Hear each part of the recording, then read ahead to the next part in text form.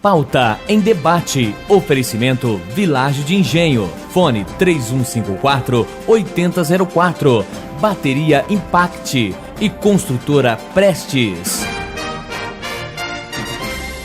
Olá, boa noite. Estamos no ar com o Pauta em Debate e nesta noite vamos fazer uma avaliação do resultado das eleições municipais no país.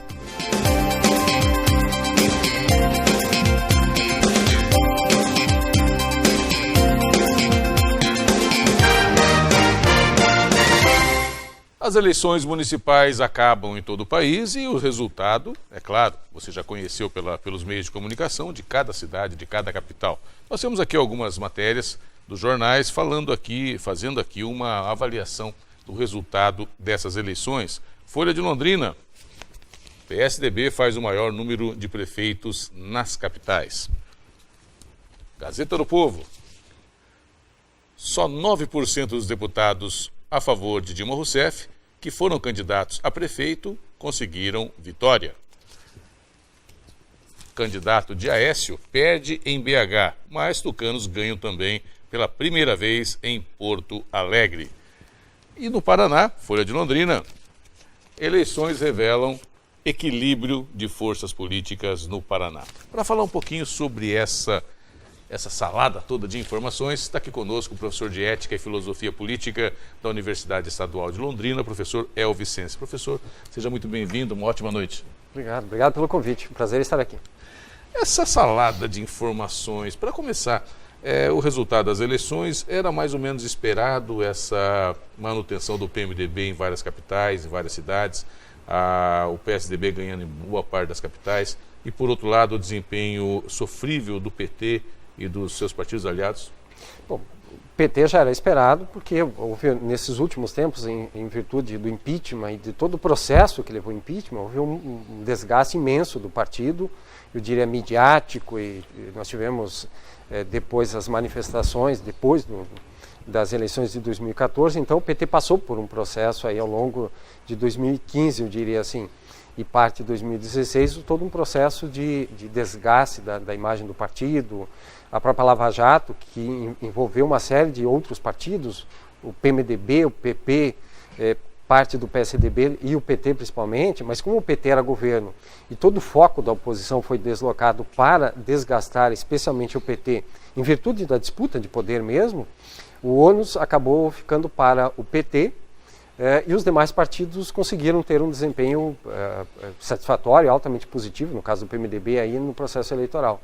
Como o senhor avalia a questão, por exemplo, em São Paulo, mais especificamente no ABC Paulista, berço do PT, onde o PT dominava as prefeituras já desde 80, na sua fundação praticamente, e agora o PSDB quase que toma de assalto quase todas as prefeituras? Eu diria assim, duas coisas.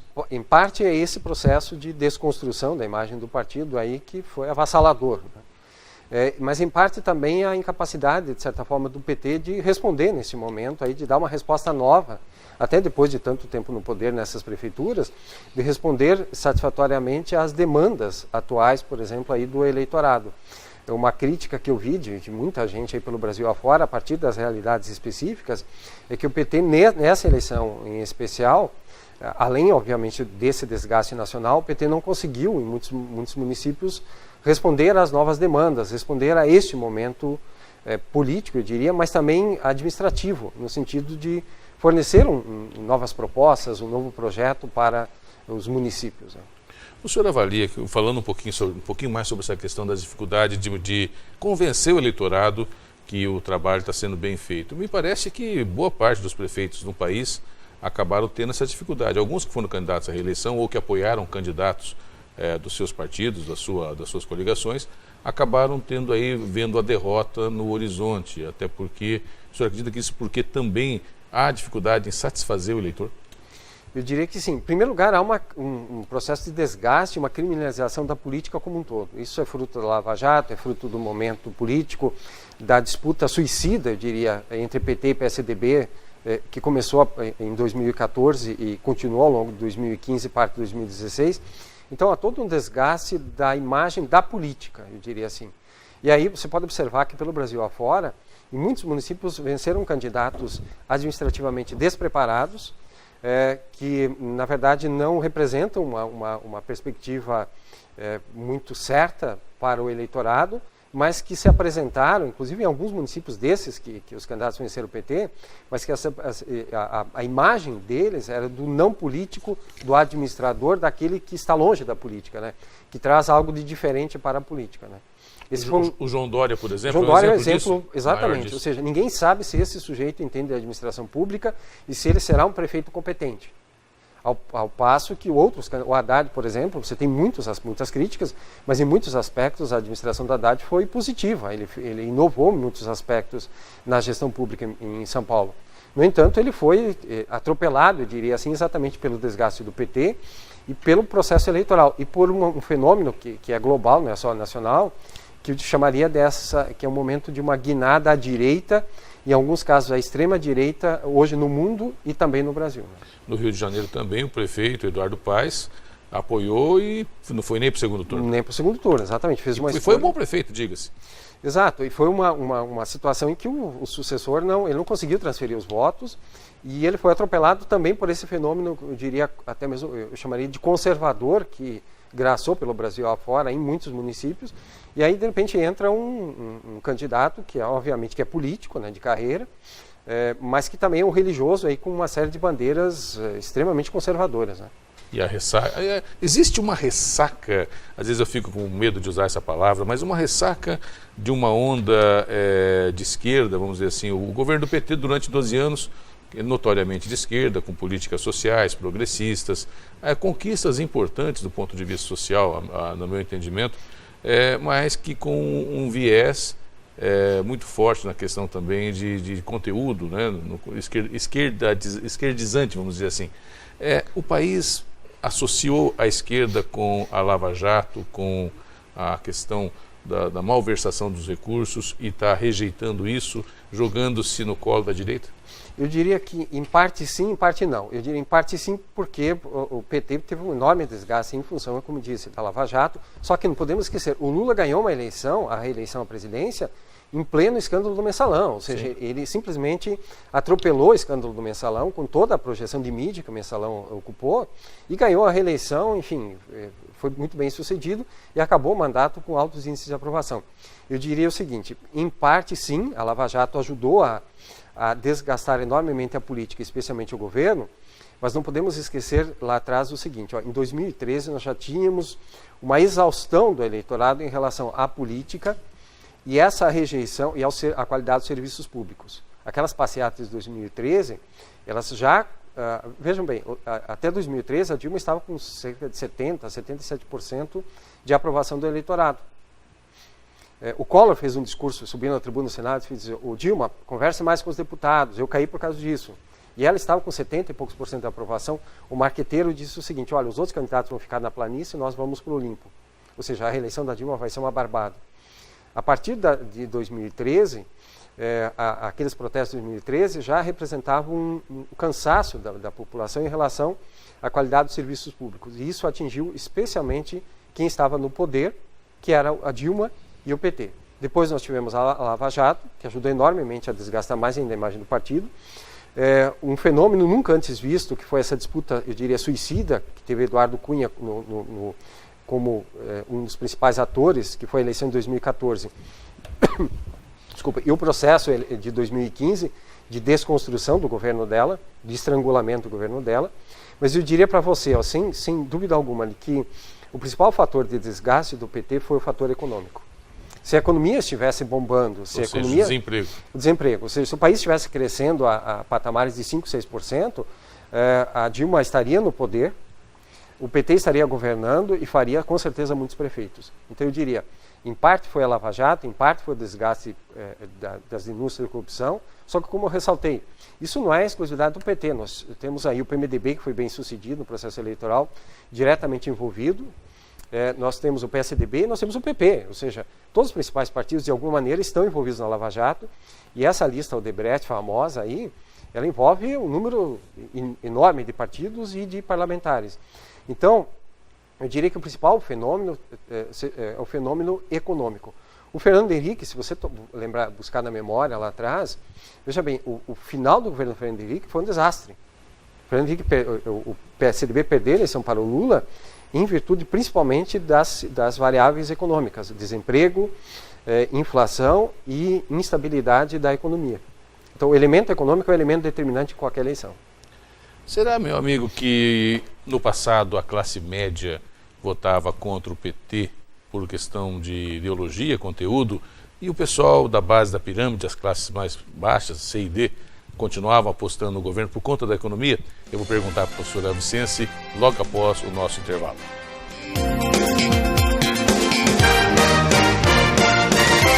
Há mais de 49 anos, a Santa Casa mantém-se fiel à sua filosofia, ser um hospital focado no atendimento humanizado, preocupado com a qualidade da assistência médica e hospitalar. O hospital investe na promoção da saúde com constante qualificação de seus profissionais, bem-estar dos pacientes e excelência dos serviços com tecnologia de ponta.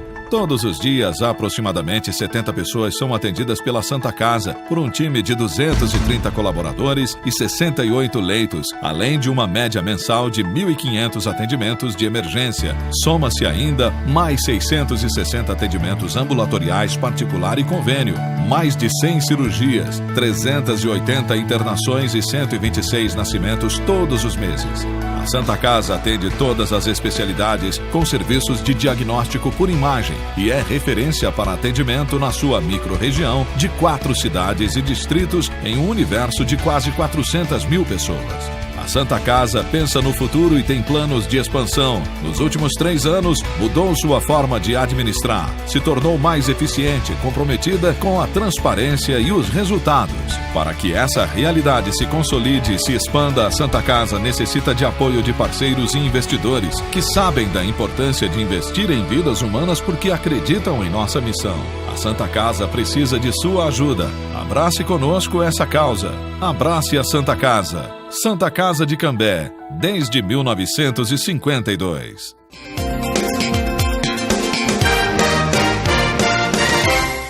Estamos de volta com o Pauta em Debate e nesta noite conversando com o professor de Ética e Filosofia Política da Universidade Estadual de Londrina, professor Elvicense, falando um pouquinho, comentando para você, fazendo uma análise do resultado das eleições municipais em todo o país. Eu fiz uma provocação agora há pouco, antes do intervalo, porque me parece que a classe média sempre teve um pé atrás com relação à política do PT e, em boa parte do país, acabava votando contra o PT no candidato do PSDB normalmente. E a classe mais baixa, por outro lado, estava feliz com as políticas públicas do PT. Ou essa avaliação é equivocada e, se eu tiver certo, isso mudou agora? A classe baixa também abandonou o PT? Eu digo para você assim, a classe média normalmente é mais conservadora, ou seja, tende a ficar mais no centro e mais à direita. Isso, historicamente, é uma característica da classe média brasileira. Outra coisa, os governos, historicamente, a classe média já votou no PT. Mas os governos, historicamente, sacaneiam a classe média, ou seja, quem mais paga tributo, quem mais sente no bolso. Claro, isso incide sobre os mais pobres e, sobretudo, em momentos de crise. Mas, por exemplo, se você pegar o governo do PT, o governo direcionou uma série de políticas para os mais pobres, coisa que ninguém fez historicamente. Ou seja, o PT direcionou políticas específicas num grau maior de intensidade para a população mais pobre. Mas a classe média se beneficiou no momento em que o Lula governou o Brasil, no momento de crescimento econômico, mas não de políticas mais específicas. A tal ponto, como disse, em 2013 os protestos foram sobretudo pela péssima qualidade dos serviços públicos, que incidem sobre os mais pobres, mas também sobre a classe média. Então, historicamente, a classe média sente diretamente o custo, eu diria assim, de pagar uma série de tributos e não vê concretamente um retorno palpável. E essa é a primeira característica. A segunda é que a classe média tende a ser, como disse, mais de centro, mais conservadora ou mais à direita. Isso, historicamente, a classe média é assim no Brasil. Os mais pobres, na verdade, vão buscar aquele político, aquele partido que lhe dê respostas econômicas mais satisfatórias. Como disse, o que determina a eleição normalmente é o bolso. Vejam, lá atrás, o Lula bateu contra o PSDB, perdeu 2 eleições no primeiro turno do Fernando Henrique Cardoso. Qual a explicação? Plano real. Ou seja, estabilidade econômica, um certo controle da inflação, e teve um momento específico do governo do Fernando Henrique Cardoso que ele colocou mais dinheiro no bolso dos mais pobres. Era a época do frango e do iogurte. Se você tomar depois, o Lula ganhou a primeira eleição e ganhou a segunda eleição. Por quê? Porque ele colocou mais dinheiro no bolso de todo mundo, em virtude do cenário econômico, do crescimento econômico, mas principalmente no bolso da classe C. Lembra da ascensão da classe C? Foi um grupo social que, num determinado momento, começou a ganhar um pouco mais de dinheiro, começou a ascender socialmente. E, claro, daqueles mais pobres em virtude dos programas sociais intensificados. Esse mesmo público abandonou o PT no momento em que, agora, mais recentemente nas eleições municipais, no momento em que o cenário econômico se tornou extremamente desfavorável. Agora, não podemos esquecer que até 2014, essa maioria do eleitorado continuou a votar no PT. Foi a partir de 2015, até em função de uma série de políticas que a Dilma adotou, que foram no sentido contrário daquilo que foi acordado no pacto eleitoral, que o PT começou a perder parcela do eleitorado. Veja, até 2014, o eleitorado ainda estava fiel ao PT. Isso começou a mudar depois de 2015, com a intensificação da crise econômica. E a oposição sempre teve uma coisa muito clara. A saída da Dilma dependia da piora das condições econômicas do país. Sem isso, a Dilma não cairia. Como que você avalia, professor Elvi, essa questão do não voto? Né? Eu tenho até aqui um recorte da Gazeta do Povo, um arquivo nosso aqui, uma matéria que ilustra muito bem, né? Segundo a Gazeta, 33% dos curitibanos foram de não voto. O chamado não voto, que a imprensa convencionou somar aí aqueles que não foram votar, abstenção, os votos ou aqueles que foram, mas votaram nulo e branco. Ou seja, quem foi votar disse não quero esses candidatos, que estão postos em várias cidades brasileiras, ou não foram votar, particularmente não foram votar, não se deram ao trabalho de sair de casa e ir votar. Como vocês avaliam essa movimentação que era, salvo engano meu, até um passado muito recente, algo em torno de 10%, 15% do eleitorado, batendo aí 1/3 do eleitorado? Eu diria, de novo eu te falaria em dois fenômenos. O primeiro deles é que, se você observar atentamente, os partidos vitoriosos nesse processo eleitoral, eles são os mesmos envolvidos na Lava Jato. O PT acabou assumindo o ônus público pelo desgaste político, pela mídia, etc. Então as pessoas rejeitam hoje mais o PT pela corrupção. Mas se você somar no rol de partidos, você tem o PMDB, que estava apoiando o governo do PT e agora virou governo. O PP, que é governo desde 1500, é governo de eu sou a favor. O próprio PSDB, diretamente envolvido, as delações o tempo todo falam do PSDB, ou seja, os principais partidos políticos foram, de alguma maneira, envolvidos nas investigações sobre corrupção da Lava Jato. Esse é um fenômeno. Então, muitos eleitores dizem o seguinte: estou rejeitando esses partidos todos. Por quê? Porque eles estão diretamente envolvidos na política, ou seja, eles se sucedem no poder, mas no fundo eles formaram um consórcio para governar o país nessas bases que a população conhece hoje a partir da Lava Jato. Por outro lado, se a Lava Jato prestou um serviço ao país à medida em que trouxe à tona as vísceras do sistema político, por outro lado, houve todo um processo de criminalização da política. E essa rejeição também, em parte, ela é a rejeição contra esse processo de demonização da política que nivelou todos os partidos, todos os nomes, todos os candidatos numa mesma vala. Então é também uma rejeição da política, fruto, como disse, da criminalização da política. Isso ajuda a explicar por que muitos candidatos com perfil de não políticos tiveram sucesso nesse pleito eleitoral. Por quê? Porque nós temos outro perfil, nós somos o não político. O não político, eu diria, caiu bem nesse processo eleitoral para aqueles eleitores que rejeitam a política como um todo, né? Inclusive nivelando aqueles candidatos envolvidos daqueles candidatos que não têm nenhum envolvimento aí nesses escândalos de corrupção e que fazem política diferente, né? Há um certo tempo atrás, o eleitor conseguia distinguir a política nacional, o cenário estadual, da política local. Ou seja, se há problemas em Brasília ou em Curitiba, né, eu voto contra, eu não voto, mas na minha cidade eu vou escolher o melhor prefeito, vou escolher os melhores vereadores. Me parece que houve uma mudança nesse aspecto e a eleição local foi fortemente influenciada pelo cenário nacional. Essa eleição foi atropelada exatamente por essa crise nacional. Essa crise nacional ela começa no dia seguinte à eleição da Dilma, ou seja, a oposição diz o seguinte: a Dilma não vai governar. Nós vamos estrangular. O Eduardo Cunha começou a pautar aquelas pautas bombas. O que aconteceu? A Dilma estendeu os gastos públicos, a Dilma ela estendeu uma série de políticas até a eleição. Depois, no primeiro dia de governo de 2015, a Dilma disse, bom, agora é a hora de colocar a casa em ordem, nós precisamos fazer uma série de reformas, cortar gastos, e aí foi o momento que a oposição estrangulou, com auxílio, obviamente, do Eduardo Cunha. Botas bombas, aumento de gastos, o PT não conseguia mais articular uma base suficiente para votar, e essa crise se prolongou e agravou, inclusive, o cenário econômico nacional. E todo o processo de impeachment acabou ocupando o primeiro cenário, o primeiro plano do debate político e da agenda nacional. Resultado, se você somar esse fenômeno, essa agenda nacional que atropelou o debate municipal, mais a redução pela metade do tempo da campanha, que eu avalio como algo extremamente negativo, nós não tivemos praticamente debate municipal. Como disse, então teve uma pauta nacional que atropelou o processo todo municipal, mais a redução do tempo de campanha.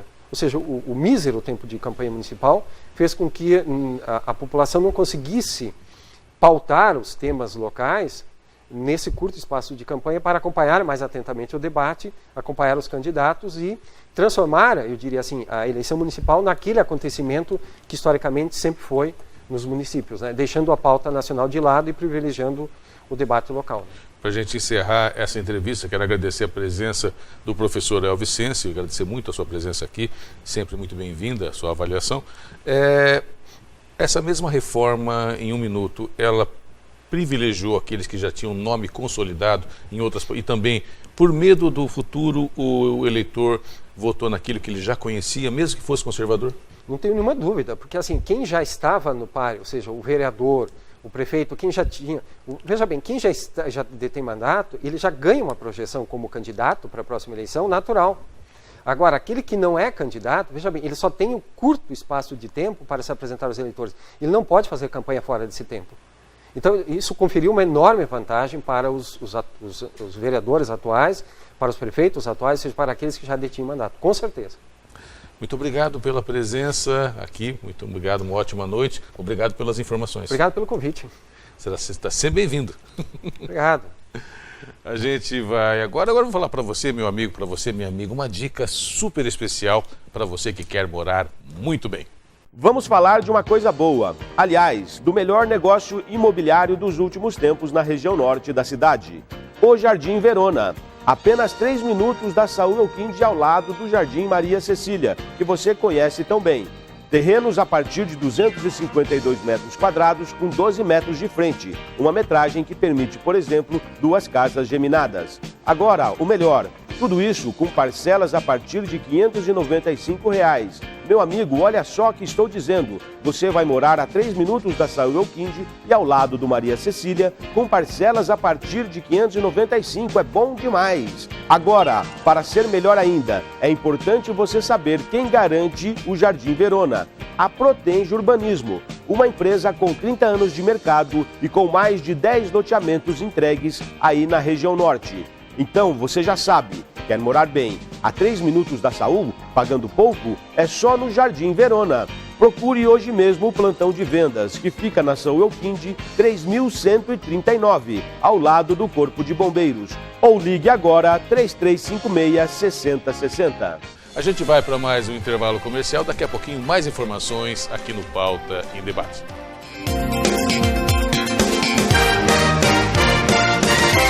Há mais de 49 anos, a Santa Casa mantém-se fiel à sua filosofia, ser um hospital focado no atendimento humanizado, preocupado com a qualidade da assistência médica e hospitalar. O hospital investe na promoção da saúde com constante qualificação de seus profissionais, bem-estar dos pacientes e excelência dos serviços com tecnologia de ponta. Todos os dias, aproximadamente 70 pessoas são atendidas pela Santa Casa, por um time de 230 colaboradores e 68 leitos, além de uma média mensal de 1.500 atendimentos de emergência. Soma-se ainda mais 660 atendimentos ambulatoriais particular e convênio, mais de 100 cirurgias, 380 internações e 126 nascimentos todos os meses.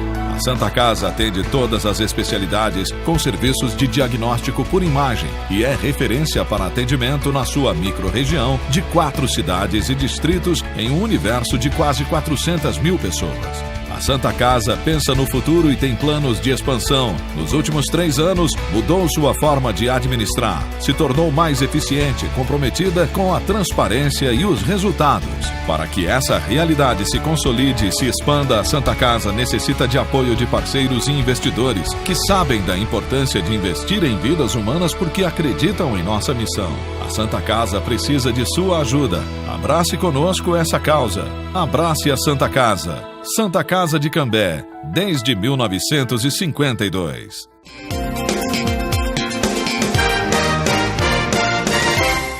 Estamos de volta com o Pauta em Debate. E eu quero só colocar aqui para você, meu amigo, uma matéria final. Mas antes disso, quero deixar o espaço, como sempre, à disposição de pessoas e partidos citados na nossa entrevista, querendo fazer o contraponto, colocar a sua versão diferente daquela que foi colocada pelo nosso convidado. Claro, o espaço está à disposição, basta entrar em contato com a nossa produção. Mas eu quero que a matéria da Mariana Franco Ramos, para a Folha de Londrina, o caderno de política, né? Olha só, a Assembleia Legislativa vai fazer audiência pública para discutir as mudanças no ensino médio. O antigo e glorioso 2º grau, né? Que eu fiz o 2º grau, minha amiga, e você também. É uma foto do Sandro Nascimento, da própria Assembleia, e mostra aqui o deputado Luiz Cláudio Romanelli, pedindo para haver uma ampla discussão sobre a forma ou o formato da reforma do ensino médio em todo o país e que vai ser feito também aqui no Paraná. Interessante, importante que a Assembleia realmente faça essa audiência, ouça os estudantes, evidentemente, ouça os professores, a comunidade, para que possa fazer o contraponto daquilo que está proposto pelo governo federal. Lembrando que essa audiência está marcada para amanhã, segunda-feira, na Assembleia Legislativa do Estado do Paraná. Quero agradecer a sua audiência, o carinho da sua sintonia. Muito obrigado pela audiência, pelo carinho aqui no Pauta e Debate, aqui na Rede CNT. Um ótimo fim de noite para você. Você fica agora com o Jogo do Poder e uma excelente semana para você. Tchau.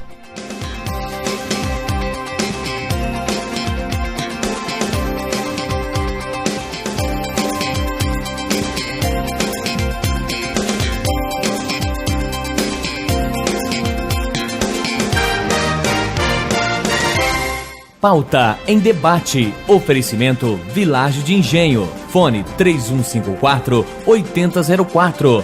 Bateria Impact e Construtora Prestes.